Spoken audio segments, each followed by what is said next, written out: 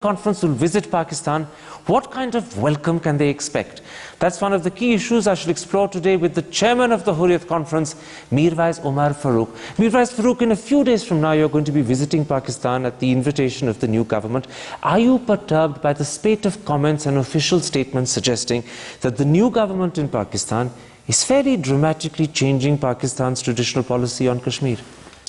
Well, I don't think there's a change in Pakistan's policy, but definitely in approach, and which I feel is a welcome sign, because if we have to address the issue of Kashmir, we have always said that out-of-the-box solutions and out-of-the-box approach is what is needed. The problem is that it may be more than just a change in approach. Let me quote to you what Asif Zardari said to this program in March. He said, India and Pakistan should not be hostage to the UN resolutions. He said they could agree to disagree. More importantly, he says that the Kashmir issue should be left for a later, wiser generation to sort out. And in the meantime, the two countries should get on with improving their relations. Now that is a complete reversal of Pakistan's traditional position. See, as a Kashmiri and as a member of the Hurriyat, we are not averse to India-Pak dialogue and India-Pak coming together. But I don't think, if you look at the recent statement made by the Pakistani Prime Minister, in which he has once again reiterated the fact that we need to have a solution where Kashmiri aspirations need to be taken into account.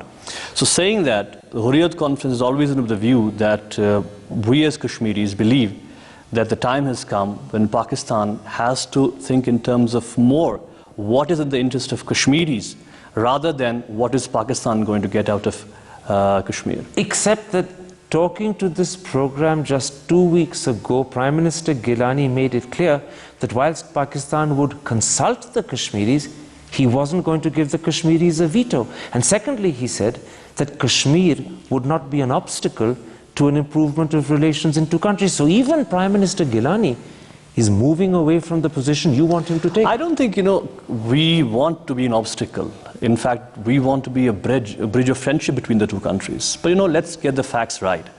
In all honesty, whatever Mr. Zardari is saying and Mr. Gilani is saying, the fact is that Kashmir is the bone of contention. And you cannot have relations, workable relations between India and Pakistan unless and until there is some movement on Kashmir. Absolutely, that is the Hurriyat's position. But the problem is that's not what Mr. Gilani is saying, that's certainly not what Mr. Zardari is saying. I think they are prepared to put Kashmir aside, leave it for a later generation to sort out, whilst they say India and Pakistan should get on with improving their relationship. Let's wait for a couple of weeks. We are going to Pakistan, we are going to meet Mr. Gilani. I don't think, to be honest enough, I believe that the ball has been set rolling in 2004. When General Musharraf came up with his ideas of, 4-point proposal. And I think, with whatever differences there might be between the Pakistani political parties, I remember meeting Benazir in 2005.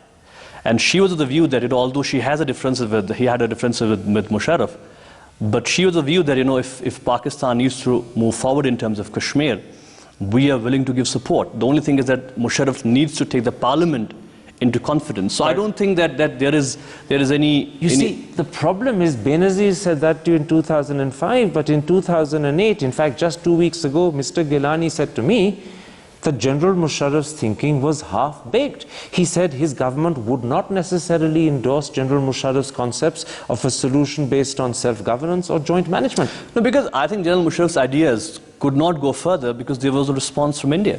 If India has responded to the suggestions and proposals given by Musharraf, I think a lot of headway could have been made. But now the Pakistan government itself is distancing itself from Musharraf's proposal. It's not India that's the problem. Hurriyat Conference, we believe that, all proposals, all suggestions are welcome. And we want to discuss everything on the basis of merit.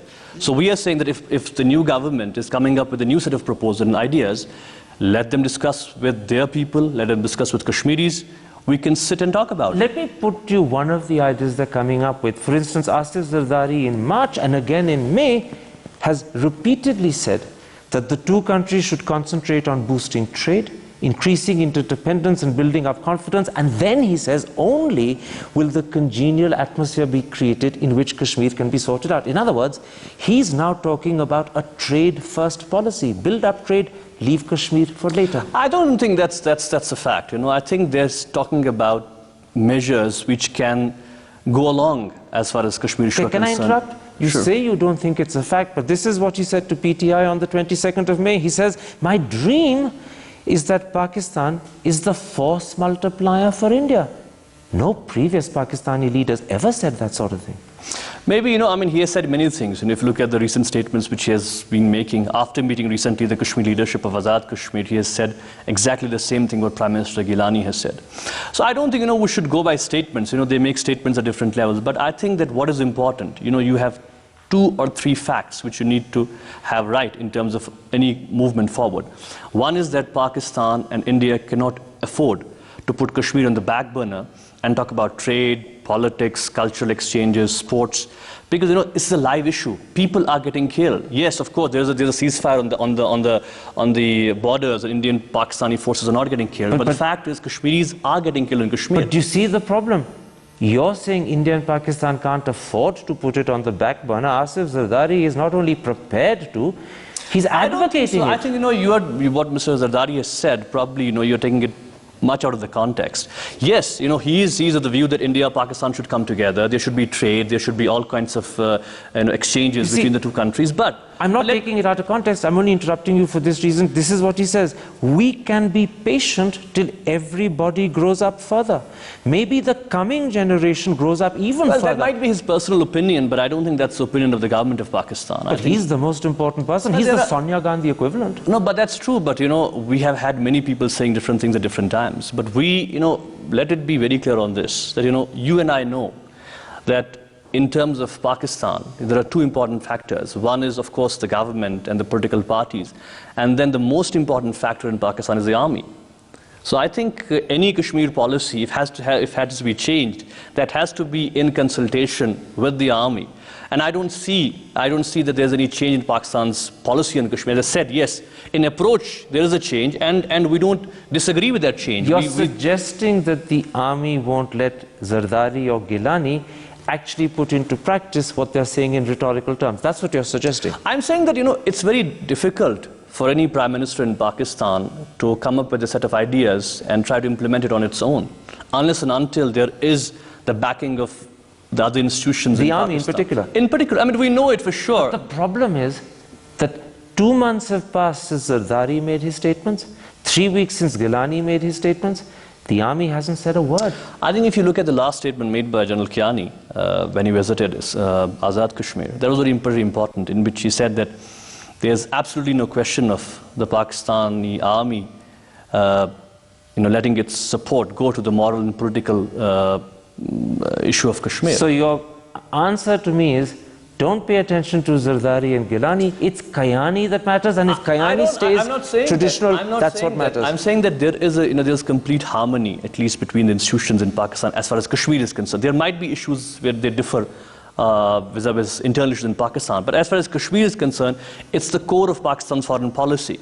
So you can't afford to say that that the army is going one way and the political institutions are going the other way. There has to be a policy in tandem vis-a-vis these institutions. You seem to be confident about that, but actually separatist and militant leaders in Pakistan themselves are not.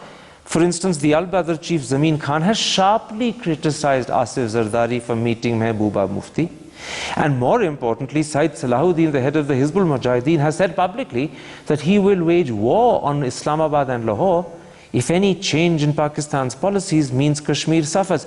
So these people are very scared. They take Asif Zardari's change or Gilani's change very seriously. They don't see any hope in Kayani. I think that, let's move beyond statements. In reality, if we have to move forward, we have to understand the fact that Kashmir is a very vibrant issue in Pakistan. With all the internal problems and political issues they have, Kashmir remains the key as far as Pakistani public opinion is concerned. I mean, they can't afford to ignore it. They can't afford. Except the question is, will they seek you as the interlocutor?